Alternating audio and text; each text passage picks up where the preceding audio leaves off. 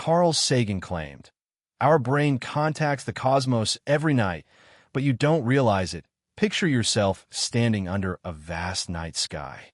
Stars shimmer in a pattern so ancient that your ancestors once gazed upon the same constellations.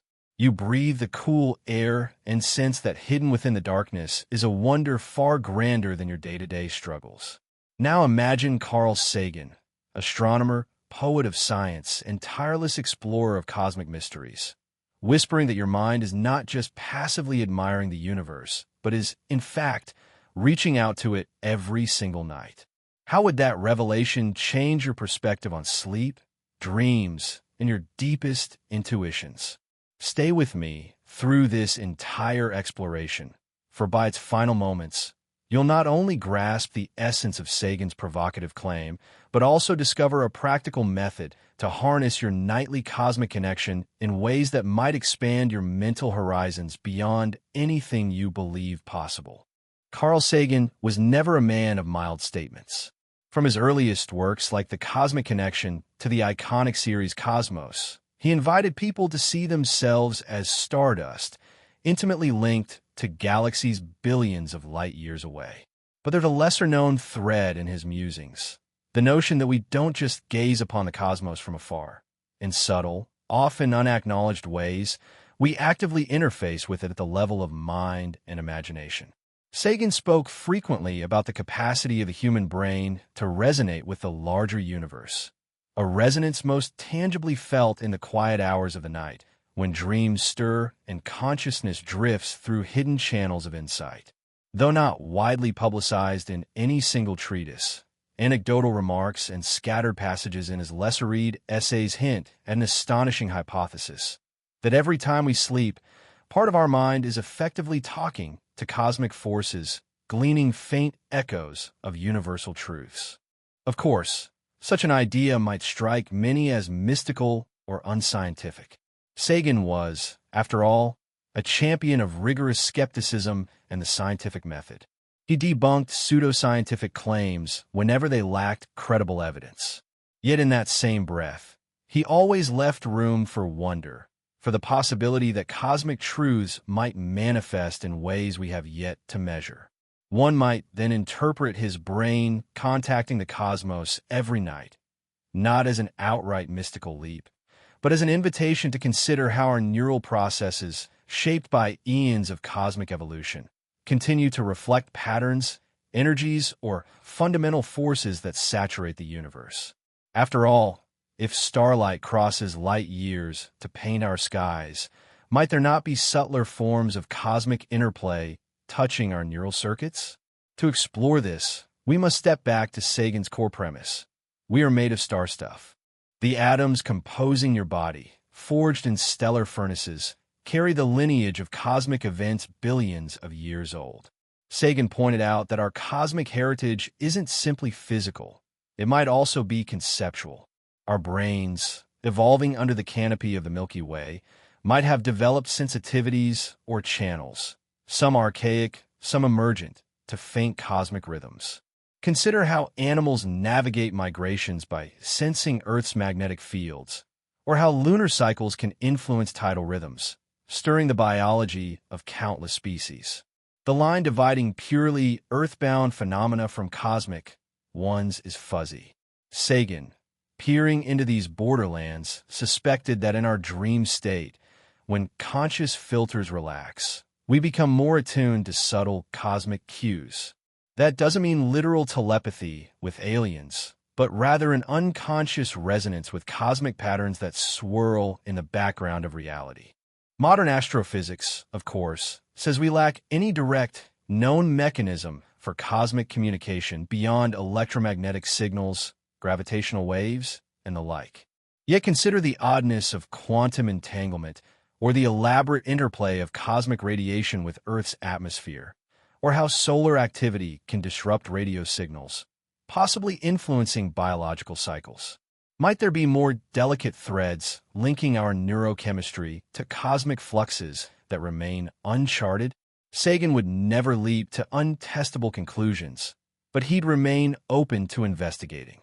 He recognized that the dream state, where rational defenses soften, might allow the brain to pick up on intangible patterns, forging symbolic or archetypal images that reflect cosmic truths.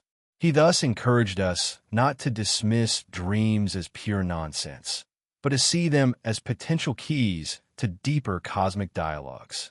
Let's embed a more concrete example.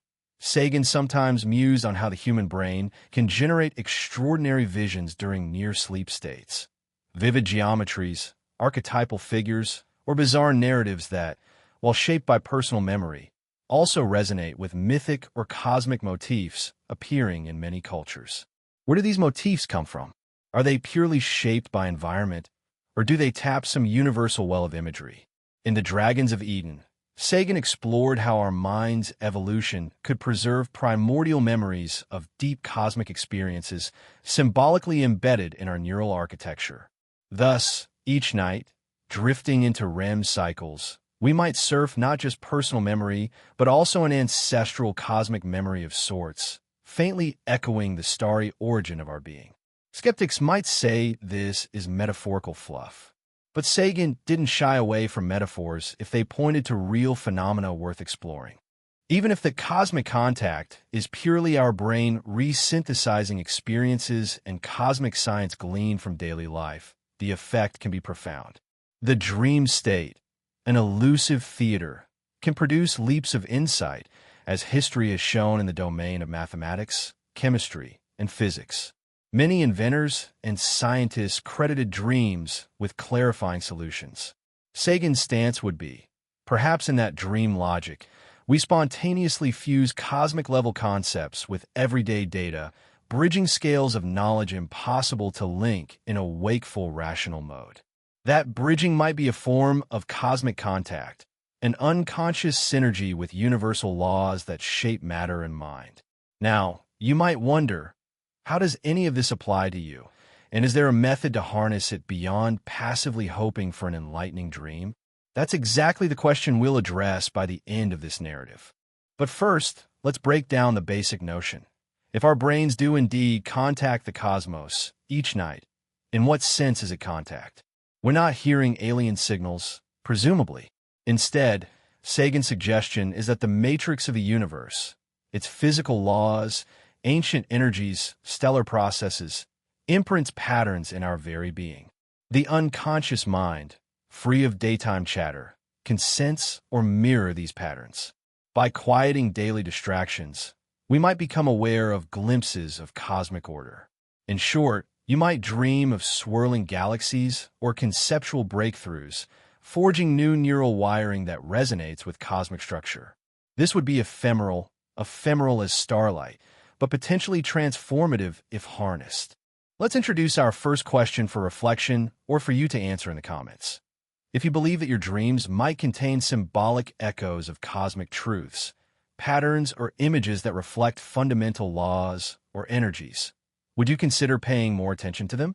Maybe you'd keep a dream journal or engage in a pre-sleep reflection, hoping to glean cosmic whispers from the night. Share whether you find that idea intriguing or implausible. To dive deeper, we should recall that Sagan was no stranger to the concept of contact with extraterrestrial intelligence. He wrote Contact, after all, imagining how humanity might communicate with advanced beings across the void of space. But the everyday contact he hinted at might be even more subtle, more pervasive, requiring no giant radio telescopes or decoding machines, just the mind's open vantage in dream states. Of course, that might not yield direct messages from aliens.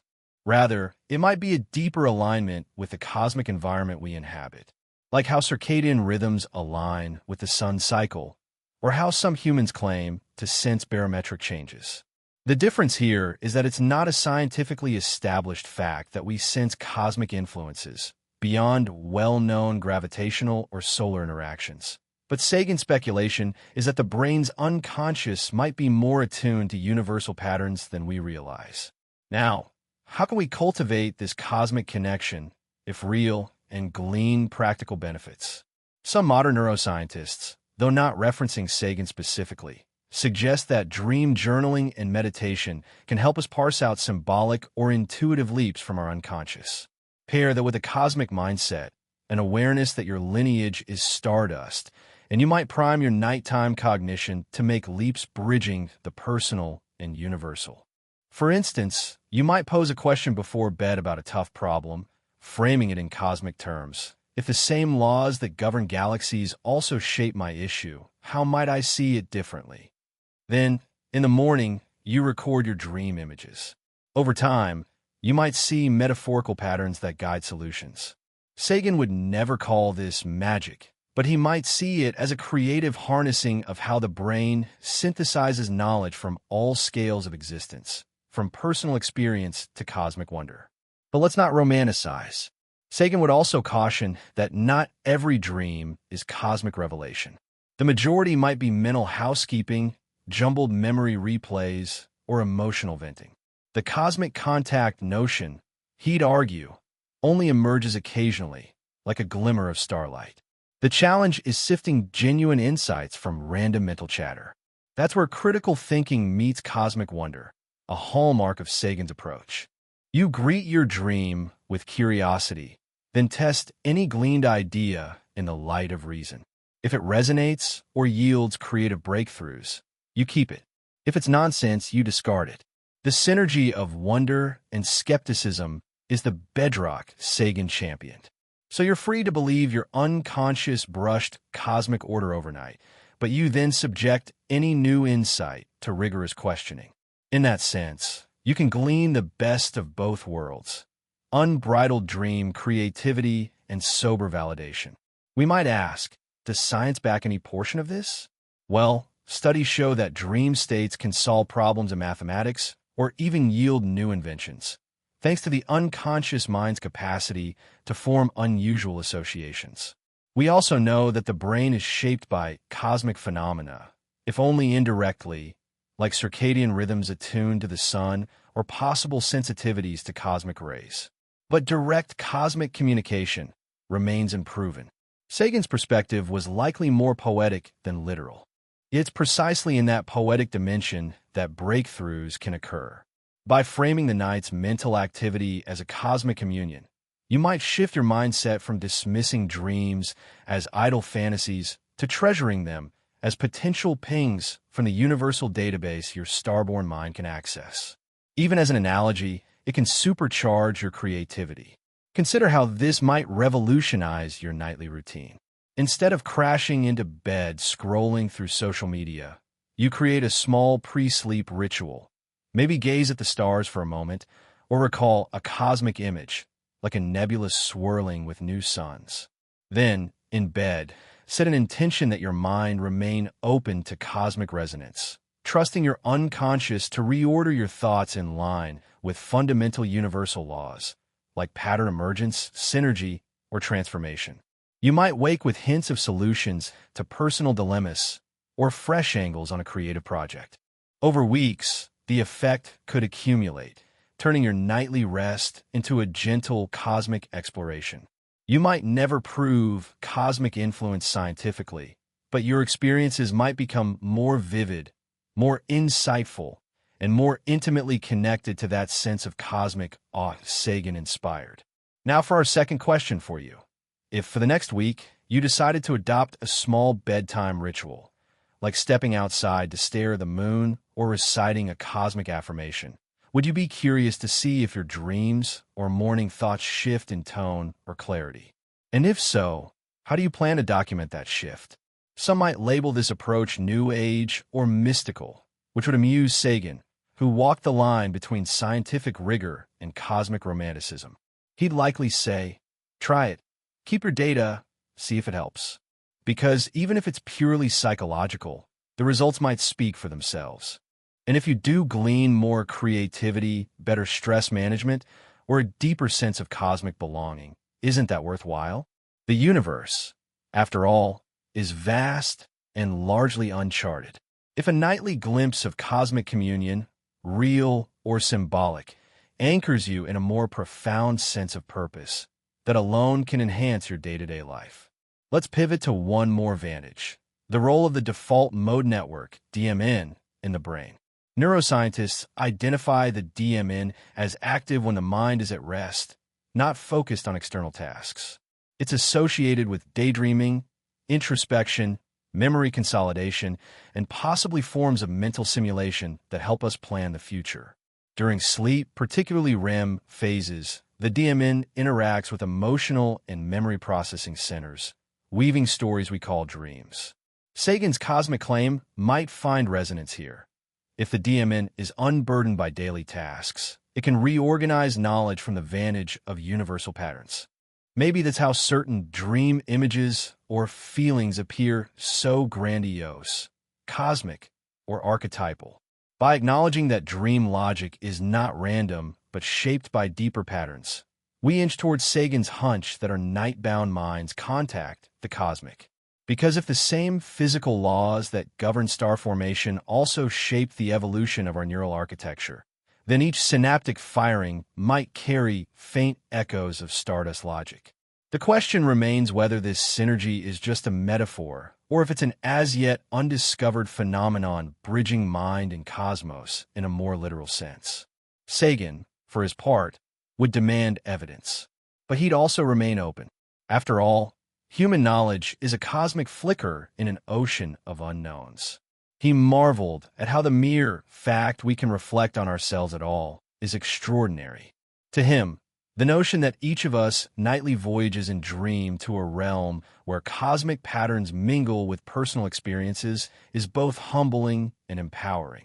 We become mini-cosmoses, replaying the big picture in coded symbols. If that inspires you, it might be a powerful mental shift, fueling fresh approaches to your waking life. A pragmatic step is to cultivate a cosmic dream log. Each morning, upon waking, you jot down any dream fragments. Next, you reflect. Did any cosmic images or sensations appear? Did you sense a swirling galaxy, a vast ocean that felt universal, or an infinite labyrinth reminiscent of cosmic structures? Or perhaps a puzzle where cosmic laws, like gravity or expansion, were symbolically present? Over time, you might see recurring motifs. If you're feeling adventurous, you can pair that law with some astronomy reading or even stargazing. Notice if your mind integrates what you learn about nebulae or black holes into your dream language. The resulting tapestry could be a personal cosmic diary, bridging your external knowledge of the universe with your internal dreamscape. By weaving them together, you might fulfill precisely the contact Sagan envisaged, a direct interplay between your stardust-laden neurons and the cosmic drama that gave them birth. Of course, some might wonder if we're edging into territory reminiscent of mysticism. Sagan would caution, we should never let wonder blind us to the need for evidence. That's valid. But he also believed that not everything we experience is captured by immediate scientific instrumentation. Some phenomena remain at the edges of testability, especially those intimately tied to subjective consciousness. The stance, then, is one of taste and see. Use your dream journaling or cosmic bedtime reflection as an experiment. If it yields no difference in your sense of creativity, unity, or personal insight, discard it. But if it sparks new synergy in your mind, that's a data point worth acknowledging. In short, let curiosity remain your guide, the same curiosity that launched Sagan's own cosmic journey. By weaving all these threads, we approach a unifying statement. Carl Sagan claimed, "Our brain contacts the cosmos every night, but you don't realize it." Interpreted literally or metaphorically, it invites you to treat your nightly rest as more than a break from daily chores. Instead, see it as a frontier of cosmic exploration, an intimate crossing between starlit truths and your innermost patterns of thought. Because in the hush of midnight, when your defenses fall away, your mind might indeed retune itself to universal frequencies, gleaning signals from a cosmic heritage older than any single star system. That might sound grand, but cosmic processes are often most potent in the quiet and the subtle. By acknowledging the possibility, you open yourself to glean more from each sleep cycle, from each fleeting dream, reawakening with a mind that's incrementally more attuned to the cosmos. As we near the finale, here's your call to action. If you resonate with Sagan's perspective, carve out a week to experiment. Each night, quiet your room, Maybe glance at the night sky or recall an image of the universe. Invite your mind to engage with that cosmic grandeur as you drift into sleep. Keep a notepad by your bed. Upon waking, jot down any dream shards, feelings, or ideas that linger. Over days, watch for shifts. Do you feel a deeper sense of unity with life? Are your creative thoughts more fluid? Are solutions to problems emerging in the early hours? If yes, you might just have discovered the subtle cosmic contact Sagan alluded to, which leads to our concluding question for reflection or for you to answer in the comments. If, after a week of cosmic dream journaling, you found your nights richer with meaningful images or intuitive flashes, how would you incorporate that fresh sense of cosmic connection into your everyday decision-making?